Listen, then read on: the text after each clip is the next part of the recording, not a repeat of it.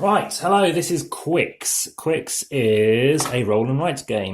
This, in fact, came out, or was nominated at least, for the SPIEL.digital, the Game of the Year, the most prestigious one in the world, in 2013. And as you can see, being a roll and write game, and one of the earlier ones, St. Malo being, the first one to come along, you can kind of see why maybe it was nominated, because, you can play it multiple times. Repetitive, quick, and all the rest. You can play it quickly. It takes about 10 to 20 minutes. I've generally found it takes about, well, as low as 8 minutes sometimes. So I've got a dice tray because these things roll and bounce a lot, and it's a bit noisy. Right now, actually, this kind of table compared to like a melamine table, slightly denser this, so it doesn't bounce as far. I will not be doing the review for the expansion. That is going to be another video. But right now in here, you've got, well, I would say the base game. Base game is actually gone. So I'm going to have to show you the other version right now, and I'll come on to the original in a moment.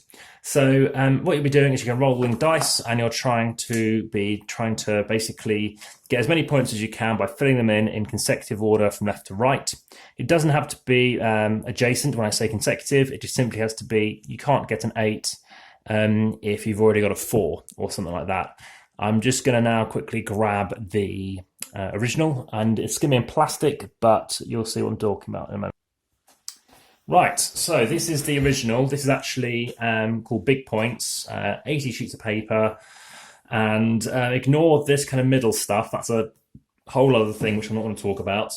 But basically what you're doing is you're going to take your turn, so you decide who starts, and you're going to roll all of these dice.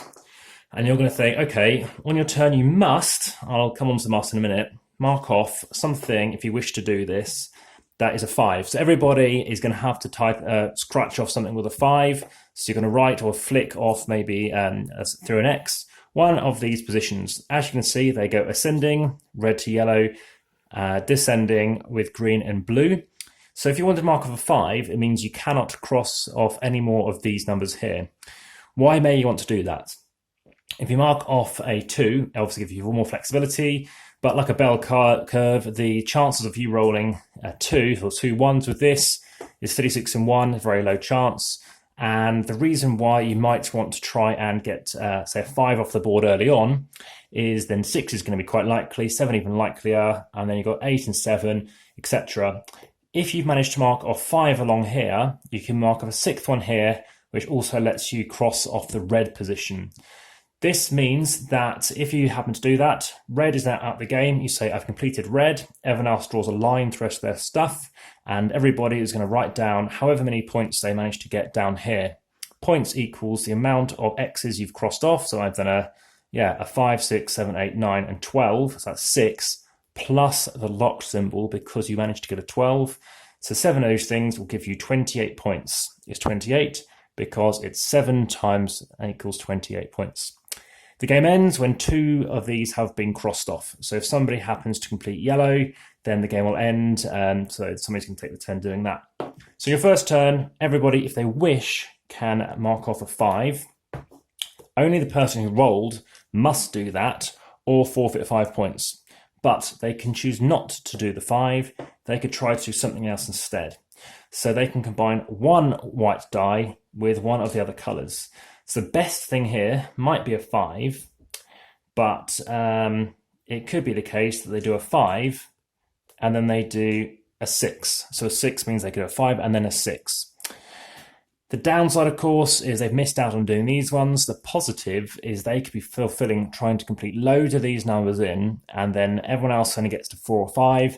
Then a 12 comes along, everyone else has only done 4 of them. They've done 5, and the advantage is they're going to get the extra bonus. So getting a 7th one will give you an extra 7th point. Extra 9, if you do the 9th thing, then it'll obviously give you 9 points. That's basically how the scoring scale works. Now, the best thing they could have gone for, well, they could have gone for, so it was an 8, which of course is this end of the scale, which is good as it goes left to right. They could go for a 7, which isn't good because 7 is going to come up a lot. An 8, again, is going to be quite frequent. 7's a lot. 8's a lot. So the best thing they could do, if they wish to, is to go for that 5 and 6 combo. Early on though, even though they get starting, they may choose just to lose 5 points, which some people do, and they can win. Because basically, if you cannot do, like I say, just to repeat, either that or that and that. So basically a white and a colour. But if you want to do a white and a colour and do this, you must do this first. So that's how I mentioned the game progresses. You do that, you then just have to type up your score. So you just compare everyone's things and see who wins. Remember, you're taking off 5 minus points for each one of these. There are 4 available slots should you end up using 20 points. I've definitely hit 20 before. I've never seen anybody go more than 20. I hope this isn't too much of a glare. So what do I think of it? I'm not a fan of this game. I kind of give it like a 5 out of 10, maybe a 6 out of 10. It can go quite quickly. There isn't too much downtime. But what I dislike is on your turn, you are rolling that, fair enough, and then you're going to pick that. A little bit of time thinking about what to go for, but not too long. It's maybe 40 seconds at most. But on everyone else's turn, especially, so this plays 2 to 5, in say a 4-player game, that person is, you're only literally getting to do exactly what that is, a 7, and you've got to pick off what that is, which is quite limiting, because especially when you're rolling a 12, yeah, fair enough, it goes up and down, so you could do these ones. But if you've already crossed off a 10 and 11 and a 12 comes up, you're not going to be doing this unless you've already muched off 5 things already. So it's this bell curve is a bit like the game. It's this kind of slow start, frenetic middle bit, and then realizing nobody can go because all the 7s have gone. And then this kind of wait to the end.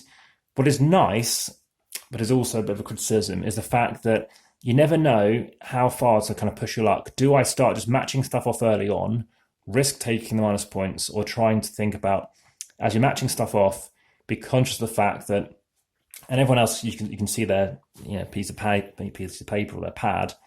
Do you consider trying to cross something off and then realizing that, are they going to beat me to that 12? Ideally, you want to be hitting that 12 if somebody else is at the same time to get that extra bonus multiplier or to get ahead of them.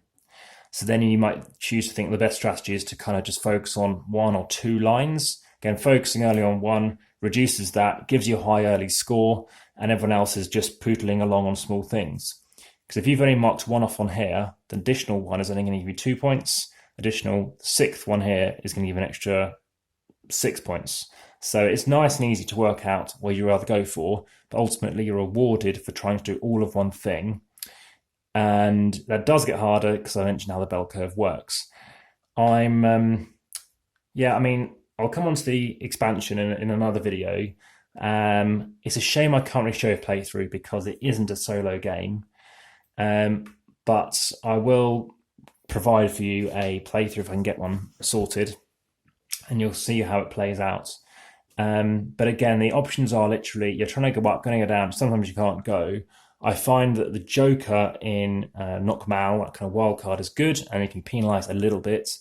Additionally, you've got a bit more branching avenues and stuff.